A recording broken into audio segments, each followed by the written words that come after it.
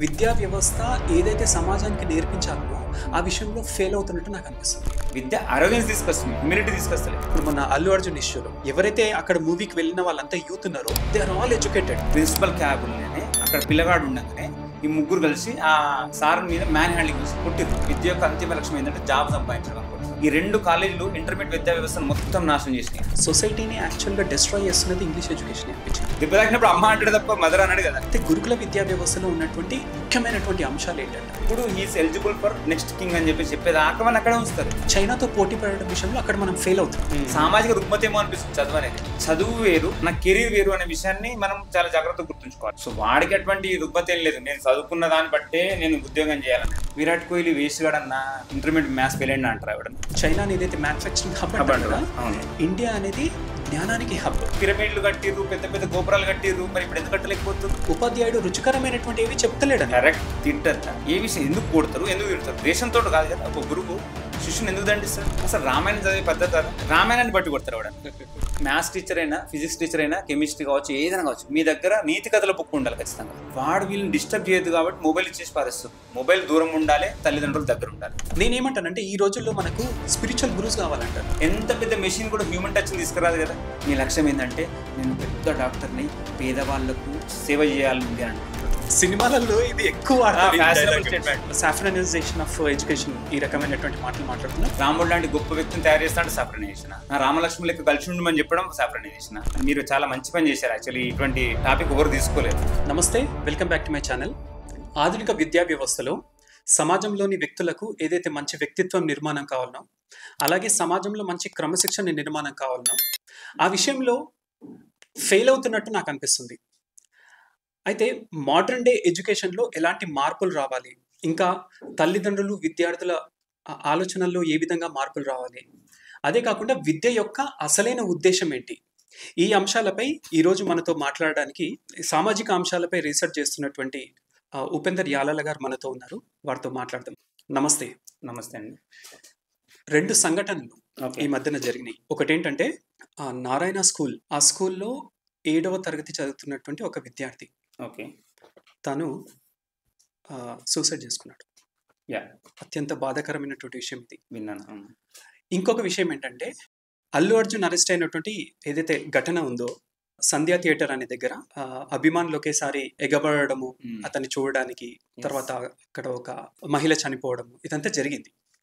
అయితే ఈ విషయంలో ఏంటంటే ఒకటేమో విద్యా వ్యవస్థలో ఉన్నటువంటి ఒక ప్రెషర్, ఏదైతే స్ట్రెస్, తర్వాత దానిపైన ఎక్కువ సీరియస్నెస్ పెడుతున్నారు అంటే తల్లిదండ్రులు. ఇంకొక విషయంలోనేమో క్రమశిక్షణ రాహిత్యం, క్రమశిక్షణ లేకపోవడం వల్ల ఆ రోజు ఆ ఘటన జరిగింది. కరెక్ట్. అయితే నేను అనుకునేది ఏంటంటే విద్యా వ్యవస్థ ఏదైతే సమాజానికి నేర్పించాలనో ఆ విషయంలో ఫెయిల్ అవుతున్నట్టు నాకు అనిపిస్తుంది. 100% కరెక్ట్ విషయాలు చెప్పారు. ఈ రెండు వేరే వేరే విషయాలు కానీ మంచిగా కనెక్ట్ చేశారు. సింపుల్. ఈ దేశంలో ఇప్పుడు ఎదుర్కొన్న చాలా ప్రాబ్లమ్స్కు మనం అంటే ఏమంటారు, 2 రకాలుగా ఉంటాయి. ఒకటి పెయిన్ కిల్లర్ ఇవ్వడం. ఒక వ్యాధి ఉంది అనుకోండి, దానికి పెయిన్ కిల్లర్ ఇస్తే ఏమవుతుంది, అప్పుడు మందం వాడు హ్యాపీగా ఉంటాడు. 2 సర్జరీ చేయడం. సర్జరీ కొంచెం కష్టంతో కూడుకున్న విషయమే, కానీ అంటే అల్టిమేట్ రిజల్ట్ వచ్చేది సర్జరీతోటే, పెయిన్ కిల్లర్ అనేది. సో ఇప్పుడు దేశంలో ఉన్న అన్ని ప్రాబ్లమ్స్కు తీస్తే చివరికి దొరికేది మన విద్యా వ్యవస్థ దగ్గరికి వచ్చి ఆగిపోతుంది. కరెక్ట్ చెప్పారు. ఏదైనా సరే. అందుకని మన సంస్కృతంలో ఒక శ్లోకం అంటే ఇట్లా స్టార్ట్ అవుతాయి, విద్యా దదాతి వినయం అని చెప్పేసి. విద్య యొక్క లక్ష్యం ఏంటిది? వినయాన్ని సంపాదించుకోవడం. కరెక్ట్. వినయం అంటే హంబుల్నెస్, క్రమశిక్షణ, డిసిప్లిన్ రావాలి. డిసిప్లిన్ నుంచి వర్తీనెస్ వస్తుంది అంట. వర్తీనెస్ నుంచి వెల్త్ వస్తుంది. వెల్త్ నుంచి ఏమొస్తుంది? Good deeds. Good deeds will give you Joy. ఇది ప్యాటర్న్ యాక్చువల్లీ. ఇది మనం విద్యా విధానంలో నేర్చుకున్నది. కానీ మనం అన్ఫార్చునేట్లీ ఏం చేస్తున్నాం అంటే విద్య యొక్క అంతిమ లక్ష్యం ఏంటంటే జాబ్ సంపాదించడం అనుకుంటున్నారు. అవును. విద్య యొక్క అంతిమ లక్ష్యం జాబ్ సంపాదించడం, కెరీర్ బిల్డ్ చేసుకోవడం గురించి కాదు కదా. విద్య యొక్క అంతిమ లక్ష్యం మనిషిని మనిషిగా తయారు చేయడం. కరెక్ట్. అంతే కదా. సో ఇది మిస్ అవుతుంది. ఈ మధ్యలో ఉన్న ఈ ఉంది కదా, అన్ని మిస్ అయిపోయి ప్రతి ఒక్కరు కూడా ఏమంటారు, ఇప్పుడు బాగా చదువుకోరా, చదివితేనే జాబ్ వస్తుంది అని చెప్తుంది అంటారు. చదువుకుంటే సంస్కారం వస్తుందని మాట ఒక 20-30 సంవత్సరాల వరకు కూడా వినవాడేది. క్రమశిక్షణ, సంస్కారం. నువ్వు చదువుకున్నావు, సంస్కారం లేదా అన్నట్టు. ఇప్పుడు ఆ మాట మాట్లాడడం ఆపేసినట్టేమో అనిపిస్తుంది నాకు. చదువు యొక్క అంతిమ లక్ష్యము నాలెడ్జ్ గెయిన్ చేసుకోవడం. నాలెడ్జ్ నుంచి మనం ఏం రావాలి? వినయం రావాలి. ఆ వినయం లోపిస్తుంది. వినయం లోపించడం కాబట్టి మీరు అన్నారు కదా 7వ తరగతి అబ్బాయి, 7వ తరగతి అబ్బాయికి సూసైడ్ చేసుకోవాలనే ఆలోచన అనేది చాలా పెద్దది. వాడికి వాడు చేసే పెద్ద ఆలోచన ఏంది, సాయంత్రం పోయి క్రికెట్ ఆడడమా, లేకపోతే అది వాడి స్థాయి. అటువంటి వాడు ఆత్మహత్య తీసుకున్నాడు అంటే దానికి కారణం ఖచ్చితంగా తల్లిదండ్రులే. తల్లిదండ్రులకు వినే సమయం లేదు. ఇప్పుడు ఏమవుతుందంటే ఆ సంఘటన జరగకున్నా కానీ కొద్దిగా ఊహించుకోవచ్చు. నాకు తెలిసి వాడు 2-3 నెలల నుంచి ఎప్పటి నుంచి అడుగుతుండొచ్చు, నాన్న నీకు నేను చదవలేను, నాన్న నేను ఉండలేను అని. సో ఏం చేస్తుంటారు వాళ్ళ ఇంట్లో వాళ్ళు, ఏం చెప్పుంటారు, మీరు ఏమనుకుంటారు, ఏమని చెప్పాడు అనుకుంటారు, వాళ్ళ ఇంట్లో వాళ్ళు ఏం చెప్పుంటారు వీనికి, లేదురా వెళ్ళి చదువు అని ప్రెజర్ చేసి ప్రెజర్. అంతేగా, అదే కదా. అంటే ఈ ఘటనలో యాక్చువల్ రెండవ వర్షన్ ఏంటనేది మనం వినలేదు. కాకపోతే ఏంటంటే ఈ అబ్బాయే కాదు, లైక్ చాలా ఘటనలు జరుగుతున్నాయి అంటున్నా. దిస్ ఈజ్ ఏమంటారు, కేస్ స్టడీ అనుకుందాం. ఒక కేస్ స్టడీ లెక్క తీసుకుంటే పక్కా జరుగుంటే ఏమంటారు, వాళ్ళ నాన్న చెప్పుంటాడు. హైపోథెటికల్ కావచ్చు, ఓకే నిజంగా తెలియవచ్చు, కానీ ఇది ఒక ఈ సంఘటన అది కాకుండా కానీ ఇలాంటి మీరు అన్నట్టు చాలా వందల సంఘటనలు జరిగి కదా. అందులో మెజారిటీ రీజన్ ఏముంటుంది, వాళ్ళ నాన్నకి నేను ఈ ప్రెజర్ భరించలేకపోతున్నా అంటే, పో చదువుకోపోను అన్నింటినీ అబద్ధాలు ఆడుతూ చదువు చెప్పించుకోవడానికి ఇట్లా చేస్తున్నావు అని చెప్పేసి అంటుంటారు. వాడు ఈ తల్లిదండ్రులను సంతోషపరచలేక, ఇక్కడ వీళ్ళు పెట్టే ప్రెజర్ ను భరించలేక ఆత్మహత్య చేసుకున్నాడు అంటే చాలా ఘోరం. అంటే చాలా పెద్ద లోపం ఎక్కడో ఉంది ఇక్కడ. ఆ లోపం ఖచ్చితంగా తల్లిదండ్రులు. ఎందుకు అంటే సరే ఒక 7th క్లాస్ అబ్బాయి ఆ విధంగా చేసుకున్నారు అంటే, కొంతమంది ఐఐటీలో చదువుతున్నప్పుడు కూడా సూసైడ్ చేసుకునే వాళ్ళు ఉన్నారు. అంటే లైక్ అంత ఎడ్యుకేషన్ వచ్చిన తర్వాత అంత డ్రాస్టిక్ స్టెప్ తీసుకోవడం అనేది definitely there is some kind of problem ఉంది మన ఎడ్యుకేషన్ సిస్టమ్ లో. 100%. అందులో మన దగ్గరే ఒక అబ్బాయి ఉన్నాడు, చాలా అంటే మీరు ఆయన చూస్తుంటే ఏమనిపిస్తుంటే వెరీ ఏమంటారు మెచ్యూర్డ్, చాలా మెచ్యూర్డ్ క్యాండిడేట్.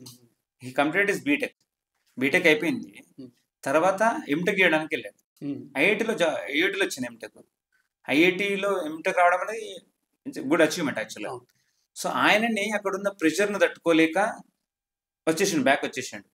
అంత మెచ్యూర్డ్ ఉన్న వ్యక్తి పరిస్థితి అట్లుందంటే, ఇప్పుడు ఎటువంటి మెచ్యూరిటీ లేక అంత సమాజంలో ఏం జరుగుతుందో విషయాలు తెలియని వాళ్ళు అల్టిమేట్ ఏమంటారు డెస్టినేషన్ సూసైడ్ అవుతుంది, అంతే కదా. సో దీనికి సింపుల్ ఏంటంటే, మన విద్యలో ఏదైతే కొన్ని మోరల్ వాల్యూస్ ఉంటాయో అవన్నీ యాడ్ చేస్తున్నాం మనం, యాడ్ చేస్తారు. ఇక్కడికి వెళ్ళినా సరే సిలబస్ బుక్లు ఇంత పెద్ద పెద్ద బుక్కులు పెడతారు తప్ప నీతి కథల బుక్ ఒకటి ఉండదు. అందుకని చిన్నప్పుడు గుర్తుండలేదు, మన కొన్ని స్కూల్లో సదాచారం అనే ఒక పీరియడ్ ఉండేది. సదాచారం అంటే ఏంటంటే మంచి విషయాలు నేర్పడం. పొద్దు నుంచి సాయంత్రం దాకా వాడు చదివిన బర్డెన్ అంతా సాయంత్రం పూట వాడికి మంచి విషయాలు నేర్పించేసి వాళ్ళు ఒక రకమైన కాన్ఫిడెన్స్ పెంచడం. చదువు ఒక్కటే లక్ష్యం కాదు, చదివే జీవితం కాదు, చదువుతో పాటు ఇంకా చాలా విషయాలు ఉన్నాయి అనే విషయాన్ని సదాచారం రూపంలో చెప్పడం. అది జరిగింది యాక్చువల్గా, కానీ దాన్ని ఆపేసినాం మనం. Thanks to corporate colleges and corporate schools. వీళ్ళు వచ్చిన తర్వాత, ఈ రాబందులు వచ్చిన తర్వాత చాలా ఘోరాధిఘోరమైంది మన పరిస్థితి. విద్యా వ్యవస్థ మొత్తాన్ని మార్చేసినాయి. మీరు నమ్ముతారా, ఒక 2 కాలేజీలు, I don't want to take the names of those colleges, ఈ 2 కాలేజీలు ఇంటర్మీడియట్ విద్యా వ్యవస్థను మొత్తం నాశనం చేసినాయి. అది ఎవరో మన వ్యూవర్స్ కు తెలుసు. ఆ 2 కాలేజీలు ఏంటంటే వాళ్ళే చెప్పేస్తారు. ఈ వీడియో చూస్తుండగా వాళ్ళ నోట్లో వచ్చేసి ఉంటుంది.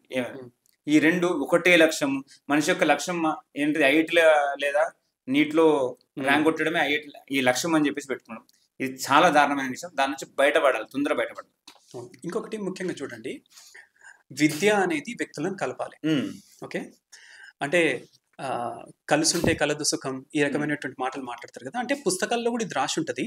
బట్ చూడండి, once upon time joint families ఉండేవి, తర్వాత న్యూక్లియర్ ఫ్యామిలీస్ అయినాయి. ఈరోజు న్యూక్లియర్ ఫ్యామిలీస్ నుంచి ఇండిపెండెంట్ లివింగ్ వైపు వెళ్ళిపోతుంది సమాజం. అవును, అంటే విద్య వ్యక్తులను కలపట్లేదు, దూరం చేస్తుంది. 100%.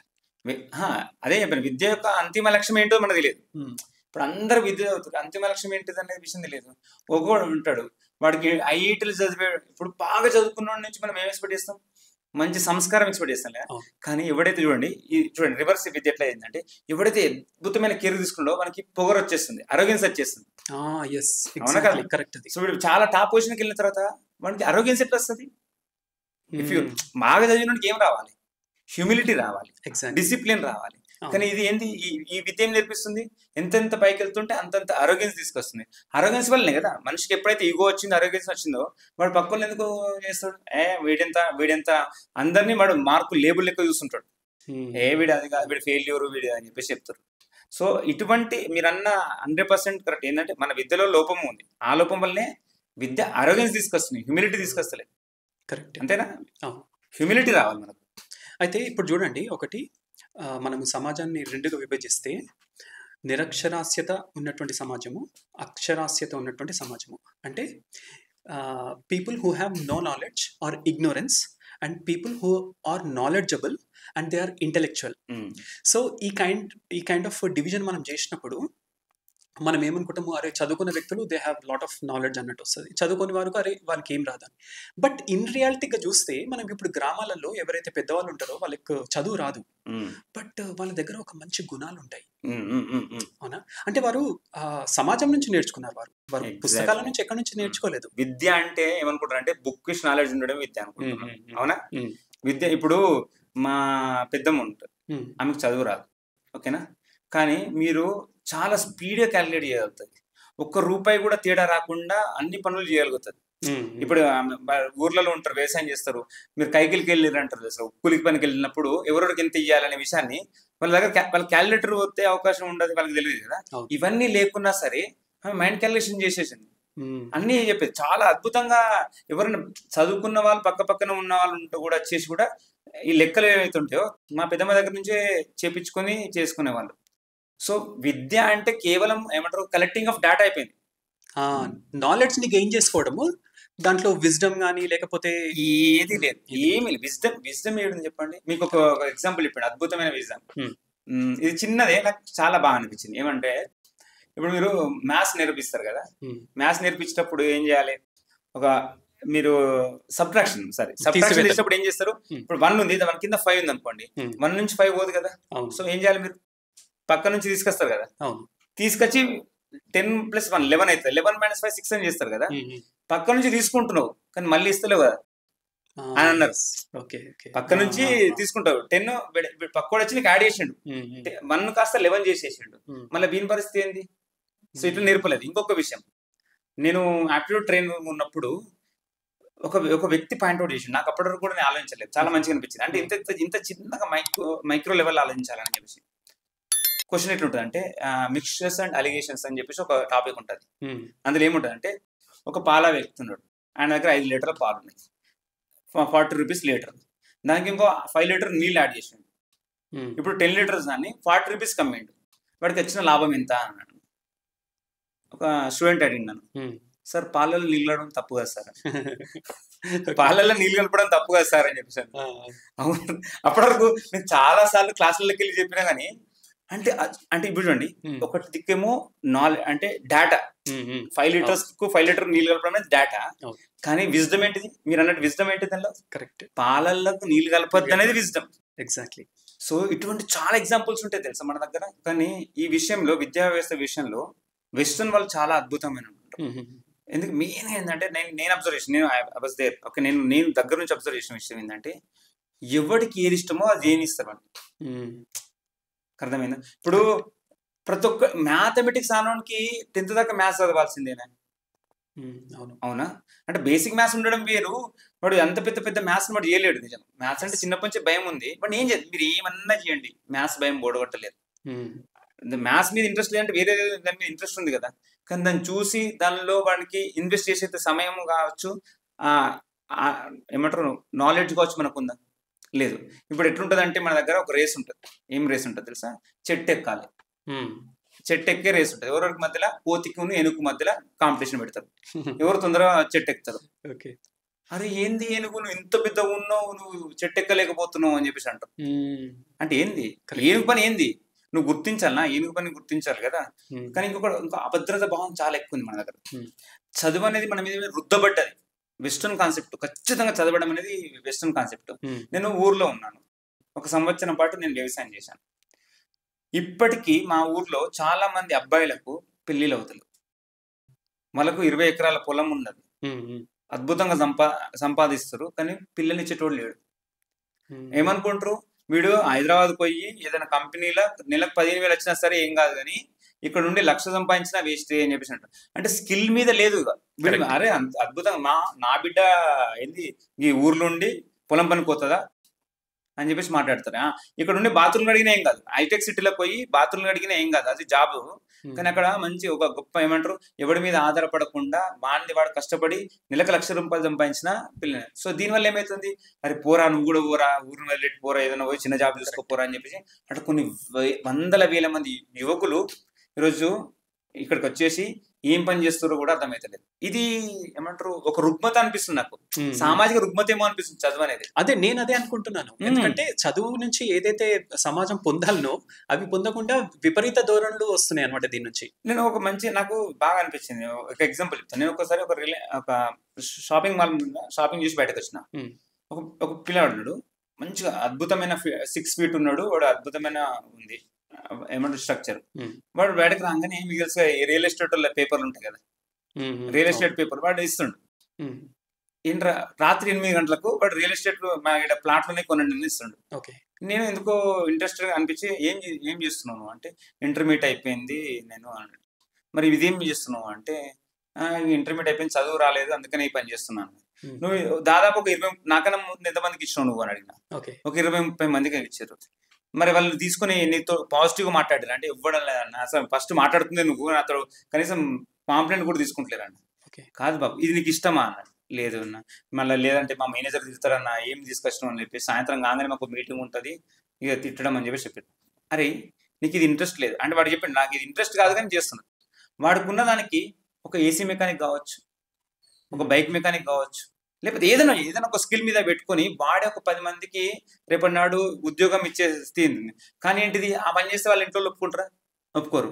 మావాడు ఆఫీస్కి పోతుండు, ఆఫీస్కి పోయి సాయంత్రం 8 గంటలకు 9 గంటలకు వస్తాడు అని చెప్పడంలోనే వాళ్ళకు ఏమంటారు ప్రైడ్నెస్ ఉంది. మావాడు మీ వాడు బైక్ మెకానిక్ వచ్చి బైక్ మెకానిక్ ₹1,00,000 సంపాదించినా వేస్ట్ అనుకుంటారు వాళ్ళ దృష్టిలో. కరెక్ట్. సో దీని నుంచి స్కిల్ బేస్డ్ మనం స్కిల్ ఎక్కడ ఉంది? స్కిల్ ఉందా? ఇప్పుడు అందుకనే మీరు సాఫ్ట్వేర్ దానిలోకి ఎక్కడికైనా అరే నీ చదివింది ఒకటి ఉంటుంది, నీ చేసేది ఒకటి ఉంది అంటారు. ఇది జనరల్ డైలాగ్ వినబడేది ఏది కదా, చదివింది ఒకటి ఉంటుంది, చేసేది ఒకటి ఉంటుంది, రెండింటి మధ్య చాలా గ్యాప్ ఉంది. సో స్కిల్ బేస్డ్ కూడా మనకు కొంచెం అవసరం విద్య. అయితే నేను 2 విషయాలు చెప్తాను. ఒకటి ఏంటంటే చైనా మ్యానుఫ్యాక్చరింగ్ పరంగా డెవలప్ అవ్వడం విషయంలో మెయిన్ ఏంటంటే వాళ్ళు ప్రజల్లో స్కిల్ పెంచారు. ఎడ్యుకేషన్ పైన వాళ్ళు ఎక్కువ కాన్సన్ట్రేట్ చేయలేదు. ఎడ్యుకేషన్ ఇస్ ఇంపార్టెంట్, బట్ అది వాలంటరీగా చూస్ చేసుకోవాలి. ఎవరో ఫోర్స్ చేస్తే చదువుకున్నట్లు అట్లా కాలేజ్కి వెళ్ళడం అనేది it's waste of resources actually. అయితే మన దగ్గర వచ్చేసరికి ఏంటంటే ప్రతి ఒక్క విద్యార్థికి డిగ్రీ సర్టిఫికేట్ అనేది చేతిలో ఉంది. Just because he has a degree certificate అతను తన చదువుకి తక్కువ స్థాయి స్కిల్ నేర్చుకోవడానికి అతను సిద్ధంగా లేడు. ఎక్సలెంట్. సో అక్కడ మన దేశం అనేది అంటే ఈ చైనాతో పోటీ పడడం విషయంలో అక్కడ మనం ఫెయిల్ అవుతున్నాం. 100%. ఇది మంచి విషయం. అందుకనే సార్ కేసీఆర్ కూడా ఒక మాట అన్నాడు, నాకు గుర్తుంది, అసెంబ్లీలో ఒక మాట అన్నాడు, ఈ మన పోరాళ్ళు ఇంజనీరింగ్ చేసి వాచ్మెన్గా పనిచేస్తున్నారు, సెక్యూరిటీ గార్డులుగా పనిచేస్తున్నారు అని చెప్పేసి అన్నారు. మీరన్న ఒక వ్యాలిడ్ పాయింట్, అద్భుతమైన పాయింట్ ఏంటంటే నేను ఇంజనీరింగ్ చేసిన కాబట్టి నేను ఇదే పని చేయాలి. సో ఇప్పుడు ఇవన్నీ మనం ఎప్పుడు పోతుందంటే చదువు వేరు, నా కెరీర్ వేరు అనే విషయాన్ని మనం చాలా జాగ్రత్తగా గుర్తుంచుకోవాలి. ఇప్పుడు ఇప్పుడు విరాట్ కోహ్లీ ఉన్నాడు అనుకుందాం. విరాట్ కోహ్లీ వేస్ట్ గాడన్నా, వాడు ఇంటర్మీడియట్ మ్యాథ్స్ ఫెయిల్ అయినా అంటారా ఎవడన్నా? విరాట్ కోహ్లీ మంచి బ్యాట్స్మెన్ చూస్తారా, లేకపోతే వాడు ఇంటర్మీడియట్ సెకండ్ ఇయర్ ఫెయిల్ అయ్యింది అని చెప్పి చెప్తారు ఎవరన్నా? అవునా? చదువు వేరు, చదువులో ఫెయిల్యూర్ కావచ్చు, బట్ కెరీర్ లో ఫెయిల్ కాదు కదా. కరెక్ట్. సో ఎక్కడ మరి మనం చదువును కెరీర్ రెండింటిని వేరు చూసినప్పుడు మాత్రమే బాగుపడతాం. అవునా? చదువు అనేది కేవలం మనకు ఏమంటారు చిన్న చిన్న విషయాలని ముందు తీసుకెళ్ళడానికి మాత్రమే ఉపయోగపడుతుంది. కెరీర్ ఒక మంచి ఆర్టిస్ట్ ఉన్నాడు అనుకోండి, బట్ డిగ్రీ ఫెయిల్ అయితే ఏం చేస్తాం? మన వాడు వేస్ట్ అన్న, వాడు ఆర్టిస్ట్ వేస్ట్, వాడు డిగ్రీ సెకండ్ ఇయర్ నేను చూసినా నాతో 2 సబ్జెక్టులు ఉన్నాయంటారు. వాడన్నా వాడు గీసిన చిత్రం చూస్తారా, లేకపోతే వాడు చదివిన చదువు చూస్తారా? అసలు ప్రపంచంలో ఎవడైనా సరే వాడిని ఇప్పుడు నాకు తెలిసి ముందు అదే వస్తుంది, స్కిల్ బేస్డే. అవును, అంతే కదా. నీ స్కిల్ ఏముందని అడుగుతారు తప్ప నీ పేపర్ కు ఏముంది అని చెప్పేసి నాకు తెలిసి 100% ఉండదు. అందుకని చూడు, చైనా ఇంతకుముందు ఒక 10 సంవత్సరాల క్రితం కూడా చైనా జనాభా మన జనాభా సేమే కదా. అవును. సో వాడు చాలా అద్భుతమైన ముందు చూపుతోటి వాడు ఇన్వెస్ట్మెంట్ అంతా దేని మీద చేసాడు? స్కిల్ మీద చేసాడు. అందుకని ఏ బొమ్మను తిప్పి చూసినా ఏమి కనబడుతుంది? కింద మేడ్ ఇన్ చైనా అనే కనబడుతుంది. ఏ బొమ్మ తీసినా. ఎందుకు? అసలు ప్రపంచానికి మ్యానుఫ్యాక్చరింగ్ హబ్ చైనా. అంత స్కిల్. అందుకే ఇక్కడ చిన్న చిన్న కర్రీ పాయింట్ల లెక్క చెప్పారు నాకు. యాక్చువల్ చైనాకి వెళ్ళిన వాళ్ళు చెప్పారు, చిన్న కర్రీ పాయింట్ ఎట్లుంటాయో అట్లా వాళ్ళు కుటీర పరిశ్రమ లెక్క ఏంటి అన్ని మ్యానుఫ్యాక్చరింగ్ యూనిట్స్. సో విపరీతమైన మ్యానుఫ్యాక్చరింగ్ యూనిట్, వాళ్ళ ఎకానమీ కూడా అద్భుతంగా పెరిగింది కదా. సో వాడికి అటువంటి రుగ్మత ఏం లేదు, నేను చదువుకున్న దాన్ని బట్టే నేను ఉద్యోగం చేయాలనేది. అంటే పేరెంట్స్ మైండ్ నుంచి ఫస్ట్ ఎప్పుడైతే ఇది పోతుందో, చదివే లక్ష్యము, వాడు ఎంతమందిని చంపేసి ఉంటారు మీరు నాకు అంటే ఐ మీన్ వాడి ఆశల్ని చంపేసి ఉంటారు. అవును, నిజం. కొన్ని వేల మంది ఆశల్ని చంపిస్తారు. దీని ఇంకొక కారణం కూడా మన ఏమంటారు సొసైటీ. ఇక్కడ ఒక విషయం యాడ్ చేయాలనుకుంటున్నాం. ఒక పిల్లగాడు తెలుసు చిన్నప్పటి నుంచి తల్లి వాడిని పెంచుతాయి కదా, వాడు ఏం చదవగలుగుతాడు, మన స్థాయి ఏందనేది తల్లిదండ్రులకు తెలియదంటారా? తెలుసు. అయినా సరే ఏం చేయాలి? ఒక ఎగ్జాంపుల్ చెప్తా మీకు. వాడికి 10th చిన్న మార్కులతో పాస్ అవుతాడు. అయినా సరే వాడిని తీసుకుపోయి కార్పొరేట్ కాలేజీలో ఇస్తారు. ఎందుకు ఇస్తారు అనుకుంటారు? పైసలు తక్కువ ఉన్న వాళ్ళు కూడా, మిడిల్ క్లాస్ కన్నా కింద ఉన్న వాళ్ళు కూడా పెద్ద కార్పొరేట్ కాలేజీలో ఇస్తారు. రెండు విషయాలు. మొదటి విషయం ఏంటంటే వాడు నా పెద్ద కాలేజీ చదువుతుందనే విషయం. రెండోది ఏంటంటే వీళ్ళందరూ ఏదైనా ఫ్యామిలీ ఫంక్షన్ అయిందనుకో, ఓ ప్లేట్ పట్టుకొని 4 కూర్చుంటాడు. ఏం చేస్తుండే మీ కొడుకు అంటే, మా కొడుకు శ్రీ చైతన్య లేకపోతే నారాయణ క్యాంపస్, ఏసీ క్యాంపస్ అక్కడ చదువుతుండు అని చెప్పినప్పుడే ప్రైడ్. అట్లా చెప్పుకోలేదు అనుకోండి, ఇక్కడ ఈ కాలేజీలో మా గల్లీలో కాలేజ్ ఉంటుంది, దాని ఇష్టం ఏంది పీసీడ్ దాని వాయ, నువ్వు పైసలు లేవాయ నీకు, చదువుల మీద పెట్టకుండా దీని మీద పెడతావు నువ్వు ఇన్వెస్ట్మెంట్ అని చెప్పేసి మాట్లాడతారు. అంటే వీళ్ళకు ఉన్నా లేకున్నా కానీ వేరేటోని గురించి బతకాల్సి వస్తుంది ఇప్పుడు. అంటే సొసైటీని ఇంప్రెస్ చేయడం కోసమే మంచి మాట ఇది. సొసైటీని ఇంప్రెస్ చేయడానికి బతుకుతారు అందరు, బతికేది సొసైటీని ఇంప్రెస్ చేయడానికి. కరెక్ట్. ఇది ఎప్పుడైతే బయటకు వెళ్తామో గొప్ప గొప్ప మేధావులు తయారవుతారు. మనం ఎంత రీసెర్చ్, అసలు మన దేశం ఇన్వెస్ట్మెంట్ చేస్తుంది ఎంత రీసెర్చ్ మీద.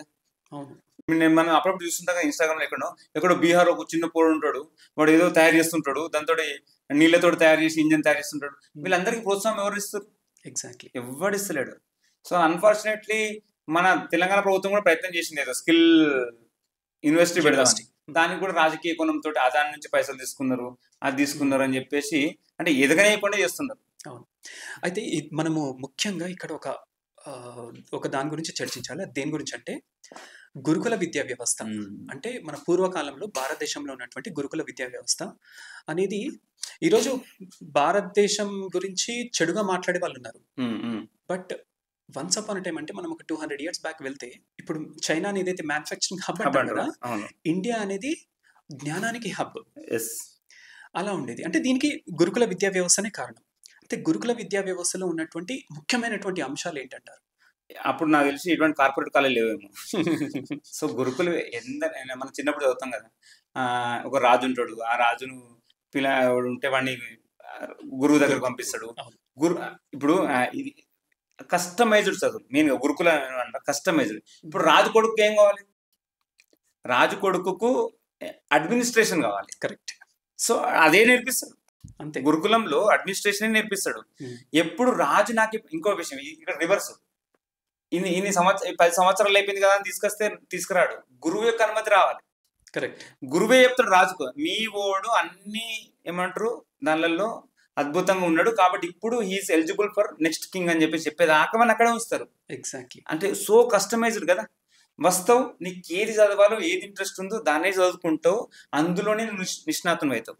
సో అటువంటి వ్యవస్థ మన దగ్గర గురుకుల వ్యవస్థ ఉండేది. అండ్ ఇంకొకటి ఏంటంటే ఇటువంటి జాబ్ క్రియేషన్ అనేది ఏం లేదు కదా. ఇక్కడ ఈ కంపెనీలో జాబ్ రావాలనేది ఏం లేదు కదా. వాడు మన కులవృత్తి నేర్చుకుంటాడు, దానిలో అద్భుతంగా స్కిల్ వస్తుంది, వచ్చేసింది. సో వాడికి ఏం అవసరం లేదు. ఇప్పుడు ఒక కుమ్మరి వాళ్ళు అనుకో, వాడు దానిలోనే నిష్ణాతుడు అయిపోతాడు. వాడు దేంతో సంబంధం లేదు. అందుకనే ఇప్పుడు పిరమిడ్లు కట్టిర్రు, పెద్ద పెద్ద గోపురాలు కట్టిర్రు, మరి ఇప్పుడు ఎందుకు కట్టలేకపోతారు? అంత పెద్ద పెద్ద మ్యానుఫ్యాక్చరింగ్ మనం ఎందుకు చేయలేకపోతున్నాం? ఎందుకంటే వాళ్ళ జీవితం మొత్తం కూడా దాని మీదనే బతికేది. ఓకే, నేను ఒక విన్నా, తమిళనాడులో ఒక కమ్యూనిటీ ఉండేది, వాళ్ళ లైఫ్ మొత్తం దేనికి డెడికేషన్? శిల్పాలు చెక్కడమే డెడికేషన్ వాళ్ళకి. సో వాడిని చిన్నప్పటి నుంచే వాడిని ఇక్కడ తీసుకెళ్ళినా మన కొడుకుని అక్కడే తీసుకుపోయి అదే విద్య చిన్నప్పటి నుంచి వాడు దానిలో పెరిగితే ఎంత పెద్ద గ్రేట్ ఏమంటారు కింగ్ వాడు సృష్టించగలుగుతాడు. అదే మనం పడుకున్నా లేచినా ఏం చేసినా అదే ఆలోచన చేస్తాడు కదా. మార్కుల ఆలోచన లేదు, ఎందుకు నాన్నతో వెళ్ళాలి ఇవన్నీ నేర్చుకోవాలని చెప్పేసి. సో మోస్ట్ కస్టమైడ్ థింగ్ మనకు. ఇంకొకటి ఏంటంటే ముఖ్యంగా మనము జ్ఞానం ఒకటి, ఇంకొకటి ఏంటంటే క్రమశిక్షణ. మనము గురుకుల విద్యా వ్యవస్థలో మనము ముఖ్యంగా చెప్పుకోవాల్సింది ఏంటంటే లైక్ గురువు ఆధారంగా జీవించరు. అంటే గురువు ఏవైతే కొన్ని పనులు చెప్తే విద్యార్థులు చేసి పెట్టేది. అంటే అదేంటంటే వాని యొక్క క్యారెక్టర్ బిల్డ్ కోసం. అదే ఈ రోజు మనం స్కూల్లో ఏదైనా పిల్లగాడికి ఏదైనా ఒక వర్క్ చెప్పినాం అనుకోండి, తల్లిదండ్రుల నుంచి వచ్చే కంప్లైంట్ ఏముంటుందంటే చైల్డ్ లేబర్ లాగా మీరు యూజ్ చేసుకుంటున్నారు అని. మంచి విషయం. దీనిలో ఒక ఇన్సిడెంట్ చెప్తారు. ఇప్పుడు అసలు ముట్టడం కూడా పెద్ద పాపం అయిపోతుంది పిల్లల్ని. ఇప్పుడు ఏమంటారు అంటే ఇంకో 2 రీజన్ అంటే ఇది చాలా పెద్ద రీజన్ ఏమవచ్చు. ఈ మధ్యలో ఏమంటారు చాలా మంది మినీ ఫ్యామిలీ మీరు అన్నారు చూసిన మినీ ఫ్యామిలీస్ అయిపోతున్నాయి. ఒక్కరు ఇద్దరు ఏమంటారు కొన్ని సింగిల్ చైల్డ్ ఫ్యామిలీస్ చాలా ఉన్నాయి కదా. ఒక్కడు కొడుకు ఒక్క కూతురు ఉంటారు. సో వాడు క్లాస్ రూమ్ లో ఏదైనా మిస్బిహేవ్ చేస్తే వాడిని దెబ్బేసే పరిస్థితి కూడా లేదు ఇప్పుడు. అంతే కదా, ఒక దెబ్బేస్తాడు. ఇప్పుడు ఒక గురువు ఒకరిని కొట్టేటప్పుడు ఎందుకు కొడతాడు? వీళ్ళ నాన్న నాకు 2 ఎకరాలు ఇచ్చేది ఉంది, వీళ్ళ నాన్న నా పాలోడు అని చెప్పేసి కొడతాడా అని కాదు కదా. వాడికి మంచి సంస్కారం రావాలని చెప్పేసి కొడతారు కదా. నేను విన్నా రీసెంట్ ఒక ఏదో school, I don't want to take the name of the school, అందులో అక్కడ లోకల్ రాజకీయ నాయకుని కొడుకు అంట సార్ కొట్టిండు. కొడితే ఇది ఎంత దారుణం చూడండి. అంటే ఇన్సిడెంట్ తర్వాత మీరు ఆలోచించుకోండి. తీసుకొచ్చిన తర్వాత వాడు వచ్చేసిండు, ఒక 2-3 తీసుకుని వచ్చేసి నా కొడుకుని కొడుతున్నా అంటే ప్రిన్సిపల్ చెప్పిండంట, లేదండి మేము ఇట్లా తప్పు చేసినంటే, లేదు ముందు సార్ను పిలిపి అని చెప్పేసి అన్నంట. సార్ను పిలిపించిన తర్వాత ప్రిన్సిపల్ క్యాబుల్నే అక్కడ పిల్లగాడు ఉండగానే ఈ ముగ్గురు కలిసి ఆ సార్ మీద మ్యాన్ హ్యాండింగ్ చేసి కొట్టిరు. ఇప్పుడు ఈ పిల్లగానికి ఏముంటది? మా నాన్న ఇంక నేను ఏ తప్పన అని మా నాన్న వచ్చి నన్ను రెస్క్యూ చేస్తాడు, మా నాన్న వచ్చి నన్ను కాపాడుతాడు. గురువును పిల్లగాని ముందర కొడితే వాడికి ఈ గురువు మీద కాదు, మొత్తం గురు వ్యవస్థ మీదనే వాడికి వాడు ఏమన్నా మా నాన్న వచ్చి చూసుకోండి మన అంటే కొట్టద్దా తిట్టద్దా? ఏ విషయం ఎందుకు కొడతారు, ఎందుకు తిడతారు? ద్వేషంతో కాదు కదా. ఒక గురువు శిష్యుని ఎందుకు దండిస్తాడు? ద్వేషంతో దండించాడు కదా. సో అట్లా చాలా వ్యవస్థలు అట్లా ఏం చేయలేక కూర్చున్నారు. అంతే కదా, ఎన్ని అది పెద్ద ఇష్యూ అయిపోతుంది. కరెక్ట్. సో దీన్ని మనం గురు శిష్యుల సంబంధాల్లో మధ్యలో కూడా రావచ్చు. ఈ విషయం గుర్తుంచుకోవాలి. గురువు శిష్యుల సంబంధంలోకి ఏ ఇద్దరు సంబంధంలోకి వేరేటోడు మూడోడు రాదు. మూడోడు వస్తేనే ప్రాబ్లం అవుతుంది. అంతే కదా. కరెక్ట్. సో గురు శిష్యుడు వాడే కొట్టుతాడు, వాడే దగ్గరకు తీస్తాడు. కరెక్ట్. మంచి మార్కులు వస్తే కూడా మంచి మార్కులు వస్తే కొట్టిండు అని చెప్తారు కూడా, మెచ్చుకున్నాడు అని చెప్పి చెప్తారు కదా. ఈ రెండు వాళ్ళిద్దరి మధ్య సో పర్సనల్, మన నెలకు దూరద్దు.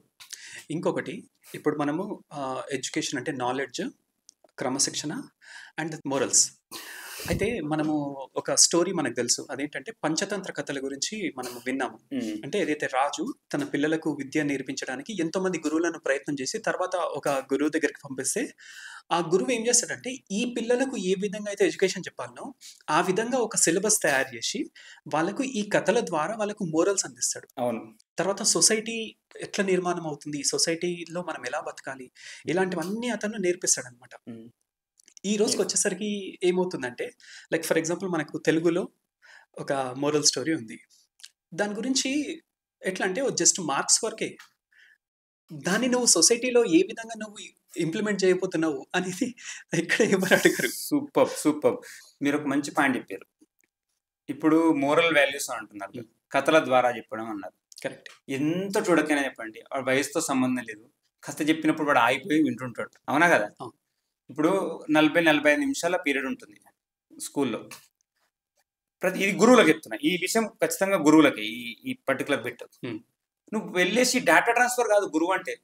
నాకు తెలిసిన డేటాని నా మెదడుకి తీసి నీ మెదడు వాడేయడం కాదు కదా డేటా అంటే. హ్యూమన్ టచ్ చేయడం, హ్యూమన్ టచ్ చేయలేరు, మేనేజ్మెంట్ చేయలేరు. మీకు ఎందుకు సార్, మీరు ఇచ్చిన సిలబస్ ఉంది కదా అది చెప్పేసుకుని వెళ్ళిపోండి, మీరు ఎందుకు వేరే విషయాలు మాట్లాడుతున్నారు అని చెప్పే చాలా కాలేజీలు చాలా స్కూల్స్ ఉన్నాయి. వాడికి ఒక 10 నిమిషాలన్నా అరే ఇదిరా, ఈ మంచి విషయాల గురించి, సమాజంలో జరుగుతున్న చెడు ఇట్లా చేస్తున్నారు, ఇది ఏదని చెప్పేసి విషయాలు లేదు. నేను చాలా మంది విద్యార్థులు చూస్తాను. ఇప్పుడు 10th క్లాస్ విద్యార్థి ఉంటాడు, అక్కడ ఇప్పుడు రామాయణం ఉంటుంది వాడికి, వాడు రామాయణాన్ని చదువుతుంటాడు.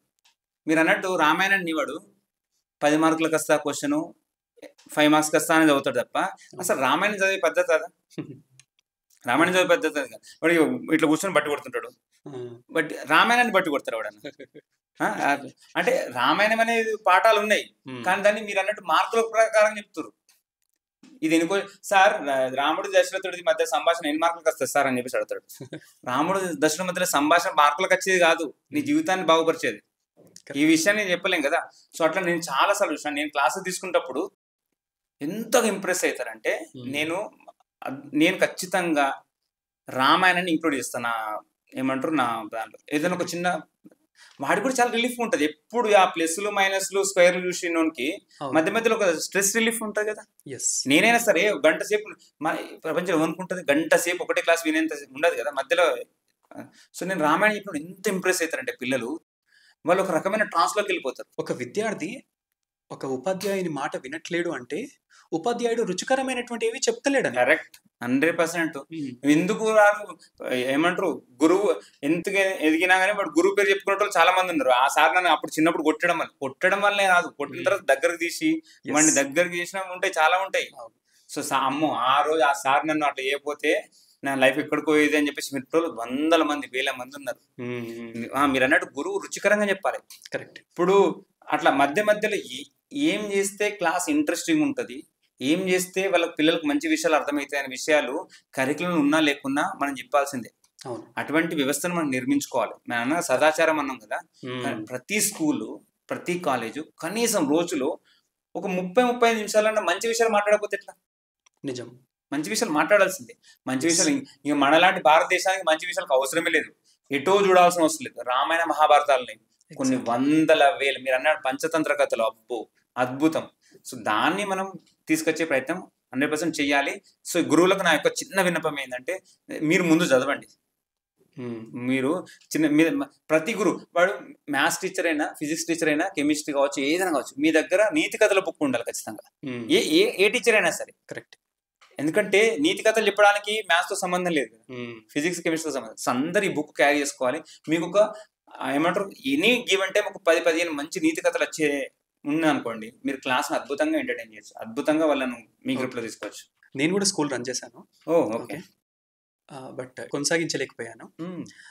నాకు ఒక మిస్టేక్ అనిపించింది. ఏంటంటే లైక్ ఇంగ్లీష్ ఎడ్యుకేషన్ అనేది ఇన్ రియాలిటీగా చాలామంది ఇంగ్లీష్ వల్ల మనం ఏదో డెవలప్ అవుతున్నామని అనుకుంటున్నాం, కానీ సొసైటీని యాక్చువల్గా డిస్ట్రాయ్ చేస్తున్నది ఇంగ్లీష్ ఎడ్యుకేషన్ అనిపించింది. కరెక్ట్. నేను ఎందుకు అనేది నేను ఒక ఎగ్జాంపుల్ చెప్పండి. ఏంటంటే, నేను ఒకసారి ఒక ఎగ్జాంపుల్గా చెప్తున్నాను. ఒక అబ్బాయికి వర్షం ఎలా పడుతుంది అనేది మనకి సైన్స్లో ఒక చిన్న question and answer. Okay. So first class అబ్బాయి హౌ ఇట్ రెయిన్స్ అనే దానికి వాడు ఏం చేస్తున్నాడంటే వాటర్ వేపర్ అవుతుంది అది అనేది ఇంగ్లీష్లో, వాటర్ వేపర్ అవుతుంది, తర్వాత క్లౌడ్స్ ఫామ్ అవుతాయి, క్లౌడ్స్ నుంచి వర్షం పడుతుంది అనేది వాడు ఇంగ్లీష్లో బట్టి పడుతున్నాడు. సో బట్టి చెప్పిండు. Okay, well and good. అయితే నేను అతన్ని ఏం చేసినంటే తెలుగులో చెప్పమని చెప్పినాను. ఓకే. తనకు తెలుగులో అర్థం కాలేదు. అంటే లైక్ సమ్వేర్ లైక్ టీచర్ ఎక్కడో చెప్పడంలో ఫెయిల్ అయ్యి ఉంటారు, తర్వాత అతను అర్థం చేసుకోవడంలో ఫెయిల్ అయ్యి ఉంటారు, ఏదో అయ్యి ఉంటుంది. అదే తెలుగులో అతనికి వర్షం ఏ విధంగా పడుతుందని చెప్తే అర్థం చేసుకోవడానికి ఎంతసేపు? మాతృభాషలో 2 నిమిషాలు. సో మనం నాలెడ్జ్ అనేది ఇంగ్లీష్లోనే కాదు తెలుగులోనే ఇవ్వచ్చు, బట్ ఇంగ్లీష్ అనేది జస్ట్ ఒక లాంగ్వేజ్ అనేది విషయంలో మనము 100% చాలా మంది ఏంటంటే ఇంగ్లీష్లో నేర్చుకుంటూనే వచ్చినట్టు భావిస్తున్నారు. కరెక్ట్. మీరు బ్రిటిష్ ఏమంటారు యూకేకు భారతదేశానికి మధ్యలో ఉన్న దూరం దాదాపు 5,000 కిలోమీటర్లు ఉండొచ్చు. ఓకే, మనం ఇక్కడ ఇంగ్లీష్ చదువుతాం. యూకే పక్కన ఉన్న దేశాలు చెప్తాం. ఫ్రాన్స్ ఇంగ్లీష్ మాట్లాడు, ఫ్రెంచ్ మాట్లాడతాడు. పోలాండ్ పోలిష్ మాట్లాడతారు, ఫ్రెంచ్ మాట్లాడు. స్పెయిన్ స్పానిష్ మాట్లాడతారు. ఇటలీ వాళ్ళు. దీని చుట్టుపక్కల ఉన్న దేశాలే నేను ఇంగ్లీష్లో ఓన్ చేసుకోలేదు. అవునా? జర్మనీ ఉంటుంది, జర్మనీ ఇంగ్లీష్లో మాట్లాడతారా? చూడండి ఎంత ఘోరం అంటే మనం ఇది ఏమంటారు కొలనిజం అంటారు. ఆ మైండ్ మన దగ్గర ఉంది, అందుకని కదా. కరెక్ట్. బ్రిటన్ చుట్టుపక్కల ఎన్ని దేశాలు ఉన్నాయి కదా, ఏ దేశంలో ఇంగ్లీష్ అధికార భాష కాదు కదా, వాళ్ళు ఇంగ్లీష్లో మాట్లాడతలేరు కదా. కానీ మీకు తెలుసు కదా, మేడం క్యూరీ అని పేరు విన్నాం మనం. ఆమె పోలాండ్ కు సంబంధించిన విషయము. ఆమెకు 3 times నోబెల్ ప్రైజ్ వచ్చింది. ఆమె పేపర్స్ అన్ని ప్రజెంట్ చేసింది వాళ్ళ పోలిష్ లాంగ్వేజ్ లోనే. నీ అవసరం ఉంటే నువ్వు ఇంగ్లీష్ లో కన్వర్ట్ చేసుకో, నీ అవసరం. ఆమె రీసెర్చ్ అంతా చేసింది, అది అంతా చేసింది ఇంగ్లీష్ బేస్డ్ గా చేసుకోలేదు కదా. సో ఇది ఆమె అంత అద్భుతంగా రావడానికి కారణం నాకు తెలిసి పక్క మాతృభాషని. ఇంత మాతృభాష చదువుతారు కదా ఈ రోజు, పెద్ద పెద్ద ఇంగ్లీష్ మీడియంలో అని చెప్పేసి ఎగురుతున్నారు కదా. ఫస్ట్ ఆఫ్ ఆల్ ఇంగ్లీష్ బూచి కాదు, it's a language, we should respect that. అంతే, తప్పు. ఇది మనలో ఏం చేస్తున్నట్టు తెలుగుని లేపడానికి ఇంగ్లీష్ దొక్కడం కాదు, అవన్నీ అవసరం లేదు. ఇది భాష, ఇది మాతృభాష. ఈ రెండింటికి నీకు తేడా తెలిసి ఉండాలి, భాషకు మాతృభాషకు. మాతృభాష అనేది ఇట్స్ ఏమంటారు నీ జీన్స్ లో ఉంటది కదా. ఇప్పుడు ఇంత చదువుతారు కదా, చిన్నప్పటి నుంచి ఇంగ్లీష్ మీడియం చదువుతారు కదా. ఓకే, మొన్న పిల్లవాడు ఒకడు ఉన్నాడు, వాడు ఇంగ్లీష్ చదువుతున్నప్పుడు పదాలు చెప్పురా అని చెప్పేసాడు. అడిగిన, సారీ ఇది కామెడీగా ఉండొచ్చు. వాడు SURE అని అంటే ఏమవుతుంది రా అని అడిగిన. వాడు సురే అన్నాడు. SURE అంటే షూర్ కదా. వాడు ఇంగ్లీష్ మీడియం ఇక్కడ, వాడు మొత్తం ఎల్కేజీ యూకేజీ అని పేరు చెప్తుండు. SURE వాడి సురే అని చదివిండు, BUY ని బొయ్యి అంటున్నాడు. వాడు ఒక్కడే కాదండి, అట్లా చాలా మంది ఉన్నారు. కరెక్ట్. ఇంగ్లీష్ అందుకని ఇంగ్లీష్ హిందీలో కూడా ఉంటాడు, నా గర్కా నా ఘాట్కా, దోబికా కుత్తా నా గర్కా నా ఘాట్కా ఉంటాడు. అంటే ఈడు కాదు అన్నట్టు. వీడికి తెలుగు రాదు పూర్తిగా, వీడికి ఇంగ్లీష్ రాదు పూర్తిగా. కరెక్ట్, అవునా? సో ఈ అసలు భాష అనేది ఒక మాధ్యమమే, భాష కెరీర్ కాదు, మళ్ళీ భాషను కెరీర్ చేస్తాం. ఇంగ్లీష్ రాకపోతే రేపు నాడు ఇంటర్వ్యూ ఎట్లా క్రాక్ చేస్తావు అన్నారు కదా చాలా మంది అంటారా. ఇంగ్లీష్ ఎందుకు, తెలుగులో ఎందుకు ఇంటర్వ్యూ కావద్దు? నీకు పని చేసడానికి తెలుగులో ఇంగ్లీష్లో పని చేసి ఉంటుందా? పని చేయడం అనేది నీకు skill Telugu skill English skill అని ఉంటుందా? ఉండదు కదా. Correct. So first of all మాతృభాష, పక్కనున్న చైనా వాడు మనకన్నా ఎక్కువ రాకెట్లు పైకి పంపిస్తుండు. మీరు చూసారు ఎప్పుడైనా చైనీస్ చూస్తే స్క్రీన్ మీద మొత్తం చైనీస్ లాంగ్వేజ్ ఉంటాయి, వాళ్ళకి ఇంగ్లీష్ సంబంధం లేదు. అందుకే ఇప్పుడు 5 మేజర్ ఎకానమీస్ చూస్తే జపనీస్, యుఎస్ తప్పించి మిగతా అంతా వాళ్ళ ఓన్ లాంగ్వేజ్ లోనే వాళ్ళు, అసలు లాంగ్వేజ్ అనేది అసలు సంబంధమే లేదు. ఓకేనా, ఇది లాంగ్వేజ్ అనేది ఇంపోజ్ చేశారు మన మీద. లాంగ్వేజ్ కు నీ స్కిల్ సంబంధం. మాతృభాష ఎంత తోడైనా సరే, ఎంత పెద్ద సీఈఓ అయినా సరే, వాడు తెలుగు కూడా సీఈఓ అని కొడితే ఏమంటాడు, మదర్ అంటాడా అమ్మ అంటాడా? దెబ్బ తాకినప్పుడు అమ్మ అంటాడు తప్ప మదర్ అన్నాడు కదా. సో మాతృభాష అనేది అట్లా చాలా మంది ఇప్పుడు, అంటే నాకు ఒక ఏమనిపిస్తుంది అంటే, ఒక కాలచక్రం అంటారు కదా, మళ్ళీ అర్థమవుతుంది మన ఒక 2 దెబ్బలు తిన్న తర్వాత అర్థమవుతుంది, ఇది కాదురా మన వ్యవస్థ, మళ్ళీ ఏమంటారు మాతృభాషలోనే విద్య జరగాలని ఒక ప్రయత్నం చేస్తారు. ఏదో ఎన్ఈపీ, నేషనల్ ఎడ్యుకేషన్ పాలసీ, వాళ్ళ ప్రయత్నం చేస్తారు. నిజంగా జెన్యున్ గా నేను వాళ్ళు రిక్వెస్ట్ చేసేది అంటే, కొంచెం మాతృభాష మీద దృష్టి పెట్టే ప్రయత్నం చేయాలి. ఓకే. ఇంకొకటి ఏంటంటే, ఇంతకుముందు మనకు నాలెడ్జ్ కావాలి. నాలెడ్జ్ అంటే లైక్ ఎక్కడి నుంచి, పుస్తకాల నుంచి వస్తుంది అనమాట. సో మనం అంతా ఏంటంటే మన లోపల అది ఇమిడుకోవాలన్నమాట, లైక్ అంటే ఇంత నాలెడ్జ్ని. ఇప్పుడు ఏంటంటే మనకు టెక్నాలజీ డెవలప్ అయింది. లైక్ ఎట్లా అంటే, గూగుల్లో ఇన్ఫర్మేషన్ ఉంది, తర్వాత ఆర్టిఫిషియల్ ఇంటెలిజెన్స్ వస్తుంది. అంటే మ్యాన్ యొక్క డిపెండెన్సీ వాటిపైన పెరిగిపోయింది. అంటే మనిషి చేయాల్సినటువంటి ప్రొడక్టివ్ వర్క్ అవి చేస్తున్నాయి. అయితే ఇప్పుడు మనిషి చేయాల్సింది ఏంటంటే, లైక్ సొసైటీలో లివబుల్, అంటే సొసైటీతోని లివబుల్ ఏ విధంగా ఉండాలనడానికి, లైక్ ఫస్ట్ థింగ్ ఏంటంటే మోరల్స్, తర్వాత డిసిప్లిన్ అండ్ విజ్డమ్, ఇది ముఖ్యం. సో ఎడ్యుకేషన్ ఈజ్ డెఫినెట్, అంటే బేసిక్ ఎడ్యుకేషన్ ఉన్నా సరిపోతుంది, బట్ యాజ్ హీ గ్రోస్ అతను ఒక స్కిల్ డెఫినెట్గా నేర్చుకోవాలి. సో ఆ రకంగా ఇప్పుడు మీరు అన్నట్టు అంటే ఎన్ఈపి ఈ రకంగా వాళ్ళు అంటే రీసెర్చ్ చేసి ఇది మొత్తం రేపటి సొసైటీ ఏ విధంగా ఉంటుంది అనేది రీసెర్చ్ చేసిరేమో లేదు, కానీ నేను ఒకటి మాత్రం ఐఎమ్ మోర్ కన్సర్న్ అబౌట్ ఇండియనైజేషన్ సరిపోతుంది. ఎన్ఈపిని ఇండియనైజేషన్ చేయాలి, మళ్ళీ దాని ఎన్ఈపిని కూడా నువ్వు వెస్టర్న్ దృష్టిలో చూడద్దు. కరెక్ట్. సో మోర్ మన స్క్రిప్చర్స్ గురించి చదవాలి వాడు, మోర్ ఇక్కడ ఉన్నటువంటి నదుల గురించి కావచ్చు, ఇక్కడ ఉన్నటువంటి భౌగోళిక పరిస్థితులు, ఇక్కడ భౌగోళిక పరిస్థితుల గురించి చదవాలి. కరెక్ట్. అప్పుడే వాడికి అర్థమవుతాయి కదా. అంతేనా? ఇప్పుడు సింపుల్ మీకు ఎగ్జాంపుల్ చెప్తా. ఎంత పెద్ద ఐఏఎస్ అయినా ఐపీఎస్ అయినా ఒక గ్రామానికి వచ్చిన అనుకోండి, ఒక గ్రామ పెద్దకు తెలిసినంత విషయాలు ఐఏఎస్ ఐపీఎస్ తెలియకపోవచ్చు, గ్రామ పెద్ద చదవకపోవచ్చు, కానీ ఒక ఇద్దరు గొడవ పడ్డారు అనుకోండి, ఐఏఎస్ ను పక్కన కూర్చోబెట్టేటి గ్రామ పెద్దను పక్కన కూర్చోబెడితే ఈయననే అద్భుతమైన తీర్పిస్తుండొచ్చు. లేదా ఒక పెద్ద జడ్జిని పక్కన, సుప్రీంకోర్టు జడ్జి అయినా సరే, ఒక గ్రామంలో జరిగే గొడవను ఈయననే మంచిగా తీస్తుండొచ్చు. అదే చెప్పండి, మోస్ట్ కస్టమైజ్డ్ కావాలి. అంటే ఎవరికి ఏది అవసరమో అదే చదవాలి కదా. ఇంకోటి ఏంటంటే, ఇంకోటి చాలా, మీరు ఇది అన్నప్పుడు నాకు ఒక ఇన్సిడెంట్ గుర్తుకొచ్చింది. I want to quote that. మీరు ఎంతనన్నా చదువుతారు, ఇప్పుడు ఈ మధ్య పిల్లలలో అసలు గురువు పట్ల గౌరవం లేదు. ఇప్పుడు మీరు ఎంతసేపు చూస్తే వాడు అంతసేపు మేము కళ్ళలో పెట్టి, నేను గురువుని అనుకోండి, చూసినాను, నేను చూసిన గోవాడు నా కళ్ళలేదు. గురువు ముందు వంగడము, కళ్ళలో కళ్ళు పెట్టి చూడకుండా కొంచెం ఆ హ్యూమిలిటీ ఉంది కదా, ఆ హ్యూమిలిటీ లేదు. నువ్వు చూస్తే వాడు చూస్తాడు. కొట్టాలంటే భయం, ఎందుకంటే రివర్స్ గా వాడు క్లాస్ రూమ్ లో వాడు రివర్స్ మిమ్మల్ని కొడితే, కుక్క మనిషిని కలిస్తే కాదు న్యూస్, మనిషి కుక్కని కలిస్తే న్యూస్ అన్నట్టు, వాడు అందరి ముందర కొడితే వీడి ఇజ్జత్ ఉంటుందా అట్లా. అయితే మొన్న ఇది ఎంత పెద్ద ప్రాబ్లం అవుతుంది అంటే, ఈ ప్రాబ్లము ఇంటర్మీడియట్ వరకు డిగ్రీ వరకు ఆగుతలేదు. నేను మొన్న ఒక పోస్ట్ చూసాను, ఒక హెచ్ఆర్ ఒక మెయిల్ రాసింది. ఎంత పెద్ద, ఆమె మెయిల్ చూసిన తర్వాత నాకు చెప్పాను, నేను మీ పిల్లలకు కూడా చెప్పాను. ఆమె పెద్ద కన్సర్న్ ఏంటంటే, జెన్జెడ్ అంటారు ఇప్పుడు ఉన్న. సో వీళ్ళు ఎంత ఘోరంగా ఉన్నారంటే, వీళ్ళు మేము రిక్రూట్ చేస్తాం, ఏదో కాలేజ్ నుంచి రిక్రూట్ తీసుకొని వస్తాము, వాడు ఇక్కడికి వస్తాడు, ఇక్కడ వాడు ఆఫీస్లో సెల్ఫీలు దిగుతుంటాడు, ఒక వర్క్ మేనర్స్ ఏముండదు వీళ్ళకు, వర్క్ ఎథిక్స్ ఏముండయి, పేరు పెట్టే పిలుస్తుంటారు, వాడికి ఒక నా సీనియర్ అనే రెస్పెక్ట్ లేదు, నేర్చుకోవాలన్న తపన లేదు, ఏమైనా కొద్దిగా మాట్లాడితే నేను వేరే కంపెనీకి పోతానే ఒక పొగరు. ఎంత ప్రాబ్లమేటిక్ క్రియేట్ చేస్తున్నారు వీళ్ళు అని చెప్పేసి ఆమె పెద్ద లెటర్.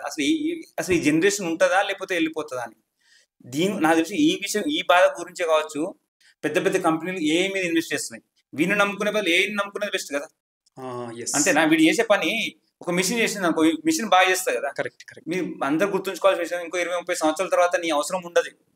పెద్ద పెద్ద కంపెనీలకు ఏఐ మీద ఇన్వెస్ట్ చేసుకున్న మనుషులు అవసరం, అప్పుడు నువ్వేం చేస్తావు కదా. సో నీకు సంస్కారం రావాలి, సంస్కారం వస్తే దానితో ఏమొస్తుంది, బతికే ఏమంటారు కాన్ఫిడెన్స్ వస్తుంది నీకు. కరెక్ట్. సో రెస్పెక్ట్ లేదు, మినిమం రెస్పెక్ట్ లేకుండా మీరు విద్యను ఎక్స్పెక్ట్ చేయడం అనేది చాలా డేంజరస్.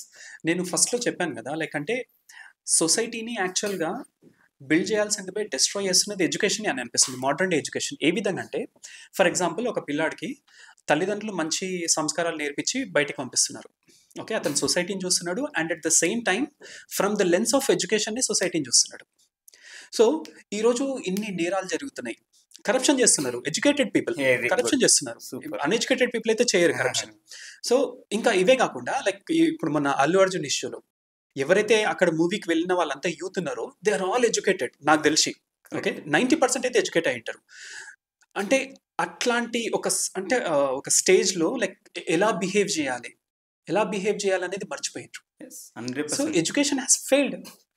అందుకనే ఇది triangle, I believe it's a triangle thing యాక్చువల్గా. ఓకే, ఇక్కడ స్టూడెంట్ అనుకోండి, వాడి 2 బేసులు పేరెంట్స్ అండ్ గురువు, వీడిని లిఫ్ట్ చేయాలి. ఓకేనా, ఇప్పుడు ఈ 2 చోట్ల జరగాలండి. మీరు అన్నది ఎడ్యుకేషన్ ఇన్స్టిట్యూషన్లో సంస్కారం కావాలి, సేమ్ ఇక్కడ బాగా నేర్చుకొని ఇంటికి వచ్చేసరికి డిస్టర్బ్డ్ ఉంది అనుకోండి ఫ్యామిలీ, వాడు ఏం చేస్తాడు. ఎగ్జాక్ట్లీ, ఇక్కడ బాగుంది ఈ ఇన్స్టిట్యూషన్ వేసరికి ఇక్కడ బాగాలేదు అనుకోండి, ఏమవుతుంది, 2 ఏమంటారు కౌంటర్ ప్రొడక్టివ్ అవుతుంది. అవును కదా. సో రెండిట్లో బ్యాలెన్స్ ఉండాలి. వీడు ఇక్కడ ఏది నేర్చుకున్నాడో దీన్ని అద్భుతంగా ఇంట్లో పోయి అటువంటి వాతావరణం రిఫ్లెక్ట్ కావాలి. కానీ ఎంత ఘోరం చెప్పండి. ఇప్పుడు చాలా మంది పేరెంట్స్ ఇప్పుడు ఈ విషయంలో మాట్లాడుతున్నాం కదా, ఇంకొక రీజన్ ఏంటంటే మొబైల్ కూడా ఒక పెద్ద ప్రాబ్లం. అవును, వాడు వీళ్ళని డిస్టర్బ్ చేయొద్దు కాబట్టి మొబైల్ ఇచ్చేసి పారేస్తారు. అరే ఒక 2 years 3 years కిడ్స్ కూడా they know how to operate reel. అవునా, రీల్ ఇస్తావు, నువ్వు పోతున్నావు, నువ్వు వెళ్ళిపోతావు. వాడు ఏం చూస్తున్నాడు, కంటెంట్ మీద నీకు శ్రద్ధ ఉందా? వాడు ఏం చూస్తున్నాడు తెలుసా? తెలియదు కదా. సో ఏం నేర్పి అసలు పక్కన కూర్చుని పెట్టుకొని మాట్లాడని పేరెంట్స్ ఎంత వేల మంది ఉన్నారు కదా. కూర్చొని మనకి ఒక పూజ పద్ధతి నేర్పడము, లేదా పెద్దవాళ్ళు వచ్చినప్పుడు మాట్లాడడం. వాడు కాలు మీద కాలు వేసుకొని చెప్తుంటాడు ఆన్సర్. పెద్దవాళ్ళు వచ్చినప్పుడు నిలబడాలని ఇంగిత జ్ఞానం కూడా లేకుండా అట్లా ఎట్లా వేస్తారు? ఎక్కడికైనా వెళ్ళినప్పుడు ఇప్పుడు పేరెంట్ చేయాల్సిన ఖచ్చితంగా పనులు ఏంటంటే సారీ చెప్పించడం నేర్పడం, థ్యాంక్ యూ చెప్పడం నేర్పడం, మనకి గ్రాటిట్యూడ్ నేర్పేయడం. ఇవన్నీ చిన్నప్పటి నుంచి చేసాం అనుకోండి ఖచ్చితంగా నేర్చుకుంటారండి.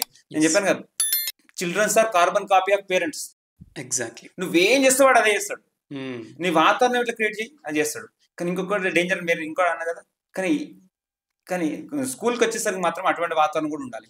దయచేసి పేరెంట్స్ రిక్వెస్ట్ చేసేదంటే, మీరు ఎన్ని వేలు కట్టి జాయిన్ చేపిస్తున్నాం అనే దానికన్నా ఆ స్కూల్ గురించి, ఆ స్కూల్ పెద్దదా బ్రాండెడా కాకుండా ఏమైనా నేర్చుకుంటాడా అటువంటి విషయాలు. మా వానికి ఏమైనా సంస్కారాలు నేర్పిస్తానని ఒక్కటోడు అడిగి, మన సిలబస్ ఏందా లేదని అడిగేటోళ్ళు ఉన్నారు తప్ప ఏం సంస్కారం నేర్పిస్తున్నావు అని అడిగేటోళ్ళు లేరు. మొబైల్ ఫోన్ ఇచ్చి ఇన్స్టిట్యూషన్ పంపించడం ఏందండి?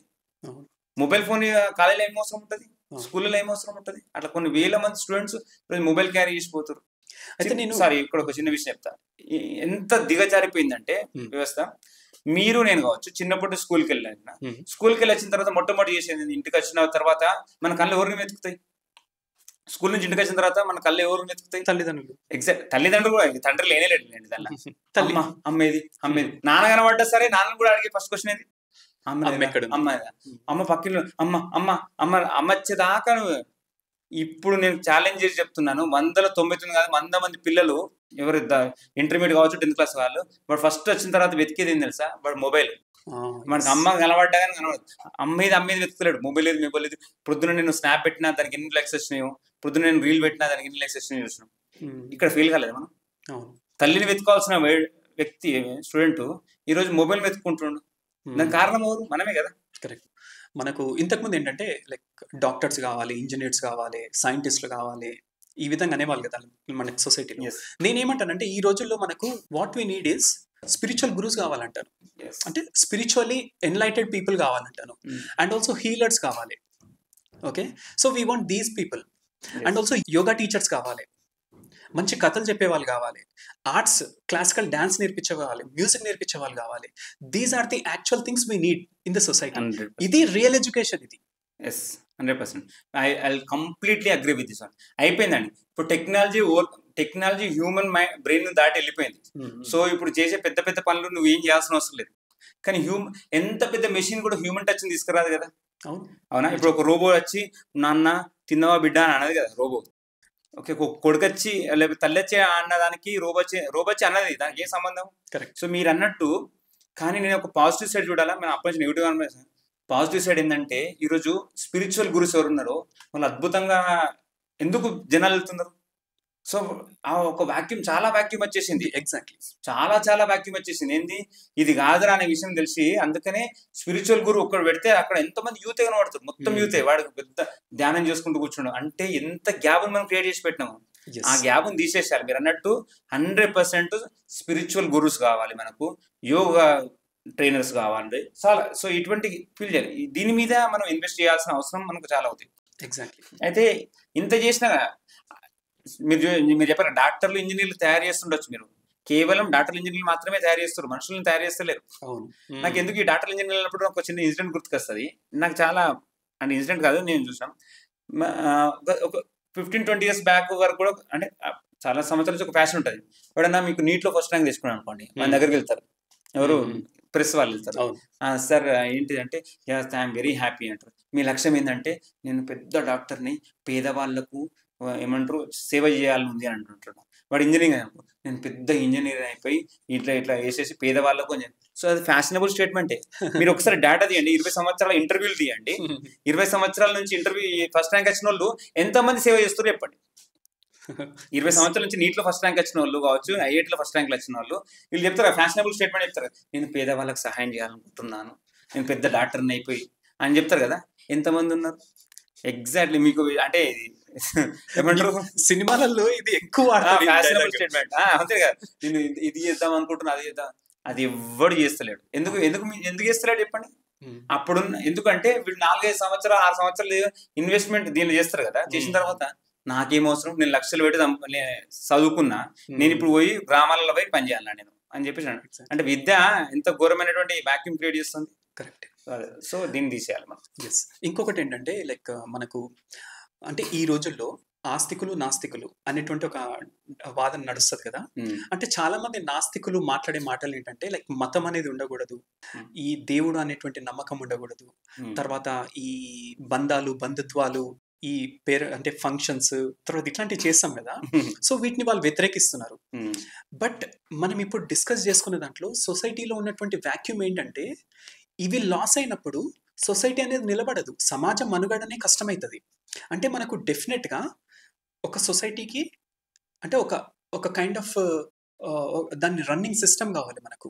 సో దానికోసము ఒక ఫర్ ఎగ్జాంపుల్ మన దగ్గర హిందూ ధర్మం అనుకుందాం అనుకోండి. సో హిందూ ధర్మం అనేది ఏంటంటే లైక్ సొసైటీకి ఒక మంచి విలువలు నేర్పిస్తుంది. దేవుడు అనే ఒక నమ్మకము ఒక మంచి మనిషిగా ఉంచుతుంది. 100%. సో నాస్తికత్వం ఆస్తికత్వం అనేది ఏం లేదు, ఇది ఒక ఫ్యాషన్ అయిపోయింది. దీన్నే ఓకిజం అంటారేమో. నాకు ఏదొద్దు, నేను బరిదగించి నేను ఉంటా అని చెప్పేసి అంటారు కదా.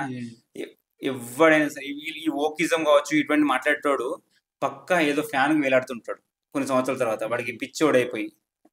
సో పెద్ద పెద్ద కమ్యూనిస్టులే చివరకు పెద్ద భక్తులు అయి కూర్చున్నారు.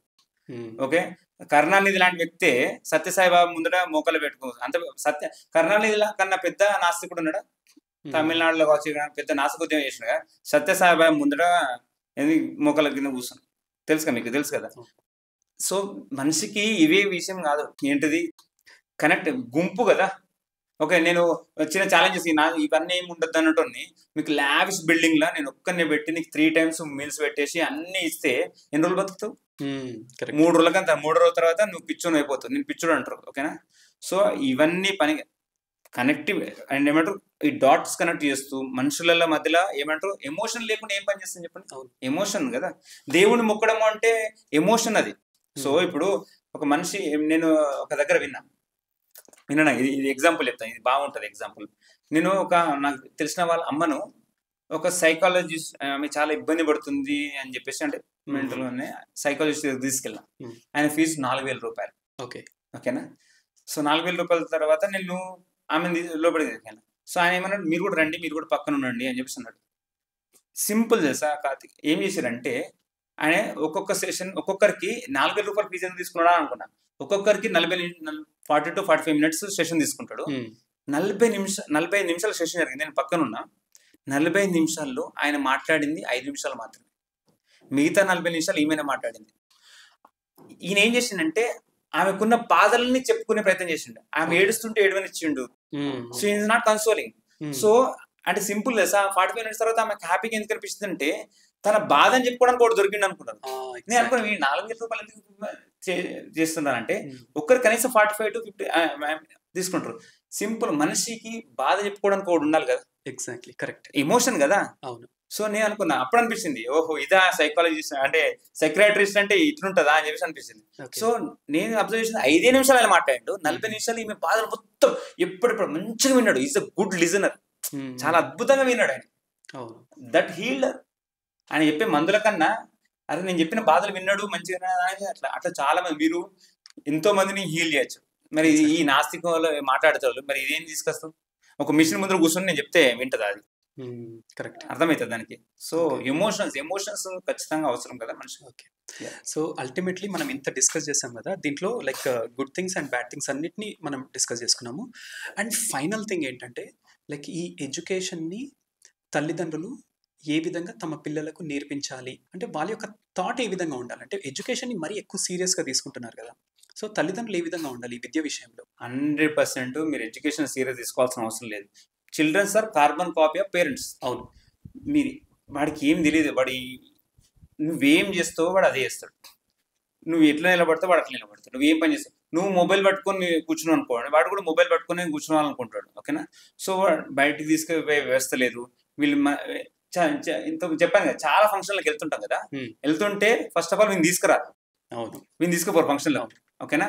అక్కడికి వెళ్ళేసి ఇవి మేము అత్తరా వీళ్ళని చెప్పేసి ఇంట్రడ్యూస్ చేసే ఎమోషన్ లేదు, ఇంట్రడ్యూస్ చేసే వ్యవస్థ లేదు. వచ్చినా వాడు ఏం చేస్తారు, వీళ్ళిద్దరు ముచ్చట పెట్టుకోవడానికి మనకు ఫోన్ ఇచ్చేస్తారు. వాడు ఆడ ఫోన్ కూర్చొని మాట్లాడుతుంటాడు. వాడు తినేటప్పుడు కూడా చూసారా చాలా ఫంక్షన్లలో ఇట్లా ఉంటాడు. వాడు వాళ్ళ అమ్మ చేతి అడ్డస్తే కూడా ఇట్లా తీసేస్తుంటాడు తినేటప్పుడు. వాళ్ళ అమ్మ ఇట్లా ఫోన్ ఇస్తేనే తింటాడు అని.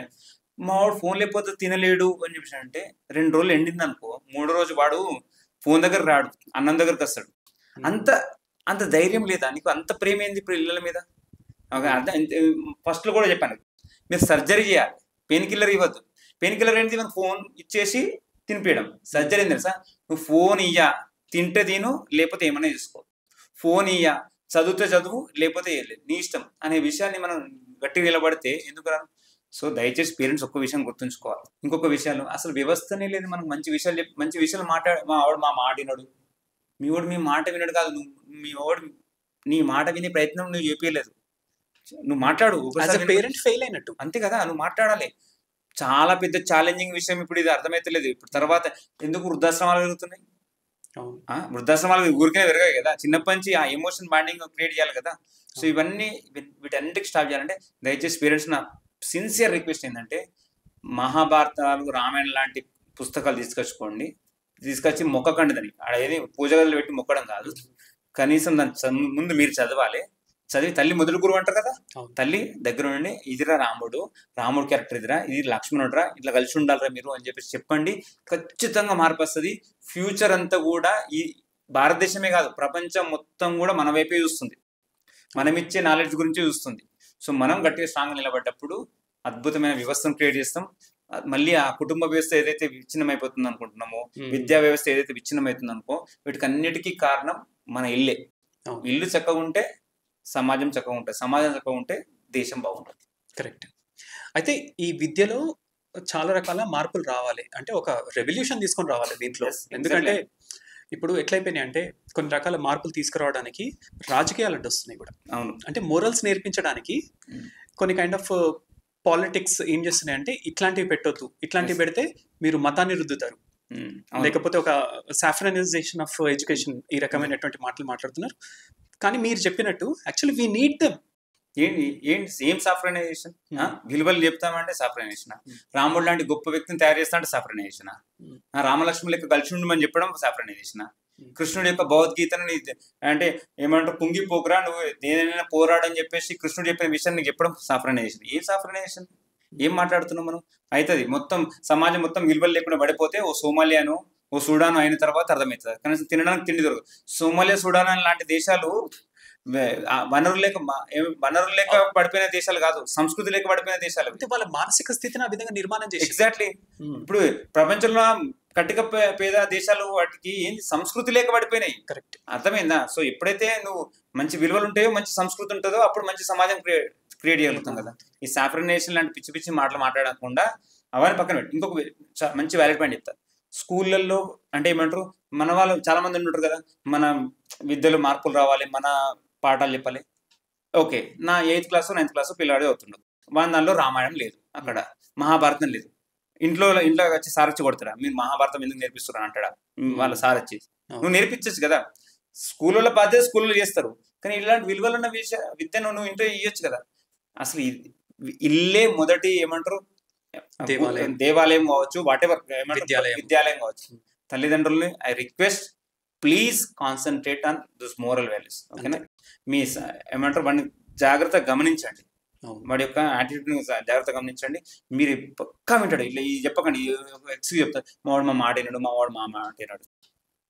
అట్లా మీ వాడు మీ మాట వినకపోతే చాలా మంది స్పిరిచువల్ గురుస్ ఉన్నారు, వాళ్ళ దగ్గర పంపించండి, వాళ్ళ మాటలను వింటారు కదా.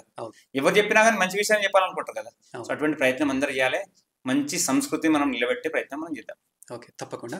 అండ్ ఇంకొకటి ఒక చిన్న పాయింట్ నేను దీంట్లో యాడ్ చేద్దాం అనుకుంటున్నాను. అంటే నేను ఒక సైకాలజిస్ట్ మాట్లాడినటువంటి మాట నేను చెప్తున్నాను పేరెంట్స్ కి, ఇది కరెక్ట్ మూమెంట్ కాబట్టి. ఆమె ఏమన్నదంటే, ఫస్ట్ 5 years ఆఫ్ ఏజ్, అంటే ఒక పిల్లాడు పుట్టిన తర్వాత ఒక 5 years ఆఫ్ ఏజ్ వాడిలో న్యూరలాజికల్ యాక్టివిటీ చాలా ఎక్కువ ఉంటుందంట. Okay okay, so nerve connections అవుతుంటాయి, అట్లాంటిది అవుతుందని ఆమె చెప్పింది. ఓకే, సో ఆ టైంలో మనం మొబైల్ ఫోన్స్ ఇచ్చినాం అనుకోండి, ఓకే, సో ఏదైతే తన సిస్టమ్, తన డేటా అనేది బిల్డ్ అవుతుంది కదా, ఒక సాఫ్ట్వేర్ బిల్డ్ అవుతుంది కదా తన సిస్టమ్, అంటే తన లోపల. సో అది మొత్తము ఈ మొబైల్ ఆధారంగా నిర్మాణం అవుతుంది. కరెక్ట్. సో తనకి ఏం కావాలంటే, ఫర్ ఎగ్జాంపుల్ ఇప్పుడు రీల్స్ అంటున్నాం కదా, రీల్స్ అనేవి ఏంటంటే ఒకటి తర్వాత రావాలి. So he don't want to wait for anything. Exactly, correct చెప్పారు మీరు. ఓకే, అవును. ఇప్పుడు మీరు ఒక డాటా అయిపోయిందంటే కదా వాడు చచ్చిపోతాడు, పేరెంట్ చచ్చిపోతాడు, ఏంది బామ్మో అరుస్తూనే ఉంటాడు, వాడికి అర్థం చేసుకునే స్థితి కూడా లేదు. అంటే మనం అంటున్నాం కదా, అభిమానుడు ఎక్కడి నుంచి నేర్చుకున్నాడు? వాళ్ళు నేర్చుకునే, మీరు అన్నట్టు 5 సంవత్సరాల వరకు వాడికి ఏది నేర్పిస్తే అది అద్భుతంగా నేర్చుకుంటాడు మీరు అన్నట్టు. సో వాడికి ఏం నేర్పిస్తావో ఖచ్చితంగా ఆ రిఫ్లెక్షన్ ఏమంటారు ఫ్యూచర్ లో ఉంటుంది. అభిమానుడు ఏమంటారు మనం చెప్తుంటారు కదా, మహాభారతం ఎక్కడి నుంచి నేర్చుకున్నాడు? కృష్ణుడు సుభద్రకు చెప్తుంటే విని గర్భంలో పద్మవ్యూహంలోకి ఎట్లా వెళ్ళాలనే విషయం నేర్చుకున్నాడు. తర్వాత కృష్ణుడు వెళ్ళిపోయి బయటకు వెళ్ళలేదు కాబట్టి బయటకు రావాలని చెప్పి చెప్తున్నాడు. అంత శక్తి ఉంది మనకు పిల్లలకు. కరెక్ట్. సో మనం దాన్ని పాజిటివ్ వేలో, అంటే ఒక మంచి వైపు పిల్లలకు ఖచ్చితంగా మన వీడియో ద్వారా తెలుసుకొని మొబైల్కు దూరంగా ఉంచండి. అది ఒక్కటే సొల్యూషన్. ఇప్పుడు ప్రస్తుతం ఇమీడియట్ సొల్యూషన్ ఏంటంటే వాటికి దూరంగా ఉంచి మీరు వాళ్ళకి దగ్గర ఉండండి. మొబైల్ దూరం ఉండాలి, తల్లిదండ్రులు దగ్గర ఉండాలి. కానీ రివర్స్ అవుతుంది, మొబైల్ దగ్గర ఉంటుంది, తల్లిదండ్రులు దూరం. ఇంకొక విషయం, సారీ, ప్రెగ్నెంట్ లేడీస్ ఈ మధ్యలో చాలా మంది ఏమంటారు, ఒక 3rd month 4th month కాగానే రెస్ట్లోకి వెళ్ళిపోతున్నారు. రెస్ట్లోకి వెళ్తలేరు వాళ్ళు, ఇక పట్టుకొని అదే పని చేస్తుంటారు. ఒక ప్రెగ్నెంట్ లేడీగా మీకు మంచి సమయం దొరుకుతుంది, నీకు ఎక్కువ పని ఉండదు. కాబట్టి ఏం చేయాలి? రామాయణ మహాభారతాలు చదవాలి కదా. శివాజీ మహారాజ్ ఇక్కడి నుంచి తయారయ్యాడు, అమ్మ ఒడి నుంచే తయారయ్యాడు కదా. ఎందుకు మనం అసలు దాని మీద ఇన్వెస్ట్మెంట్ ఏం చేస్తున్నాం? సో ఐ రిక్వెస్ట్, అంటే ఇది ఒక మీ ఛానల్ ద్వారా నేను రిక్వెస్ట్ చేస్తున్నా ఎవరికి, అమ్మ మీరు ఫ్యూచర్ జనరేషన్ ఇచ్చారు, ఈ దేశానికి ఫ్యూచర్ జనరేషన్ ఇస్తున్నారు, వాళ్ళకు నీ కడుపులో ఉండగా, నీ గర్భస్థంలో ఉండగానే మనకి మంచి విలువలు ఇవ్వచ్చమ్మా. అటువంటి ప్రయత్నం చేయండి, సిన్సియర్గా ప్రయత్నం చేయండి. ఏమంటారు గర్భ సంస్కారాలు అంటారు కదా, అవన్నిటినీ మీరు ఖచ్చితంగా పాటించండి. ఓకే, అద్భుతం ఉపేంద్ర గారు. ఒకటేంటంటే మనకు విద్య అనేది సంస్కారాన్ని, వ్యక్తిత్వాన్ని, తర్వాత క్రమశిక్షణను వీటి నేర్పాలి. వాడు సపోజ్గా మార్క్స్ పరంగా వాడు ఫెయిల్ అయినా కూడా దర్ ఇస్ ప్రాబ్లం ఏం లేదు, అసలు అది ప్రాబ్లమే కాదు. అది మార్కులు ఎవరు డిసైడ్, అంటే నీ క్యారెక్టర్ని ఏందో నీ విషయాన్ని మార్కులు చెప్పలేవు కదా. సో దయచేసి దీని అన్నిటికీ దూరంగా ఉండాలి. సో మీరు చాలా మంచి పని చేశారు. యాక్చువల్లీ ఇటువంటి టాపిక్ ఎవరు తీసుకోలేదు, ఓకేనా. సో ఇటువంటి టాపిక్ మీరు తీసుకొచ్చేసి దీనివల్ల కొద్దిగా మార్పు వస్తుందని మనం ప్రయత్నం చేస్తాం, సిన్సియర్గా ప్రయత్నం చేయాలి మీరు. సో దయచేసి అంటే అందరూ కూడా ఎవరైతే వ్యూస్ ఉన్నారో, సో ఇటువంటి వీడియోస్ ఉంటాయి కదా, దీన్ని కొంచెం ఎంకరేజ్ చేయండి, ఓకేనా. ఇటువంటి ఏమేమో పిచ్చి వీడియోస్గా దాని బదులు ఇటువంటి వీడియోస్ను మీ ఫ్రెండ్ సర్కిల్లో కావచ్చు, మీ ఫ్యామిలీ సర్కిల్లో దయచేసి షేర్ చేసుకోమని చెప్పండి. మీరు మీ ఛానల్ ద్వారా కూడా వాళ్ళు చెప్పండి, తప్పకుండా, ఓకేనా. ఎక్కడ నేను విన్నా మర్చిపోయినా అంటే అన్నట్టు కాకుండా 10 మందికి మంచి విషయాలు చేర్చాలి, ప్రాక్టికల్ గా వాళ్ళు చేర్చాలి. చాలా మంచి విషయాలు ఉన్నాయి, ఇవన్నీ విషయాలు వింటే పిల్లల్లో ఒక మంచి మార్పు వస్తుంది. ఓకే, ఓకే, ధన్యవాదాలు. Thank you. Okay friends, Upender Yalala గారు చెప్పినటువంటి వారి అభిప్రాయాలను మీరు విన్నారు. ఎడ్యుకేషన్ని ఎక్కువగా సీరియస్గా తీసుకోకండి. ఎడ్యుకేషన్ ఈజ్ తప్పకుండా అవసరమే, కానీ ఎడ్యుకేషన్ ఈ జీవితం కాదు. ఎడ్యుకేషన్లో ముఖ్యమైనటువంటివి ఏంటంటే లైక్ నాలెడ్జ్ కంటే ఎక్కువ కూడా అతనికి సంస్కారాలు నేర్పించాల్సినటువంటి అవసరం ఎంతైనా ఉంది. ఈ రోజుల్లో మనకు ఈ సొసైటీ అంటే ఒక క్రమశిక్షణ లేకుండా ఉండడము, అంటే డిసిప్లిన్ తప్పింది సొసైటీ. సో మళ్ళీ మనం అది నిర్మాణం చేయాలంటే మనకు ఈ సొసైటీలో మోరల్స్ కావాలన్నమాట. సో ఈ మోరల్స్ నేర్పించడానికి ఇంటి నుంచే మనకు పిల్లలకు మంచి విషయాలు, అంటే అక్కడి నుంచే విద్య స్టార్ట్ అవుతుంది. సో అక్కడి నుంచే మనం మొదలు పెడతాం. అండ్ ఈ వీడియోని ఎవరైతే చూసిన వారు ఉన్నారో వారందరూ తప్పకుండా ప్రతి ఒక్కరికి ఈ వీడియోని షేర్ చేయండి. ఈ వీడియోని ప్రతి ఒక్కరు చూడాలి. అండ్ ఆల్సో చూసిన వాళ్ళు దయచేసి కింద ఒక కామెంట్ రాయండి. అంటే మీకు ఈ వీడియోలో అంటే మీకు నచ్చినటువంటి అంశాలు, లేకపోతే నచ్చినటువంటి అంశాలు, లేకపోతే మీకు ఉన్నటువంటి ఏవైతే అభిప్రాయాలు ఉన్నాయో వాటిని ఒకసారి పంచుకోండి కామెంట్స్లో. Okay, thank you.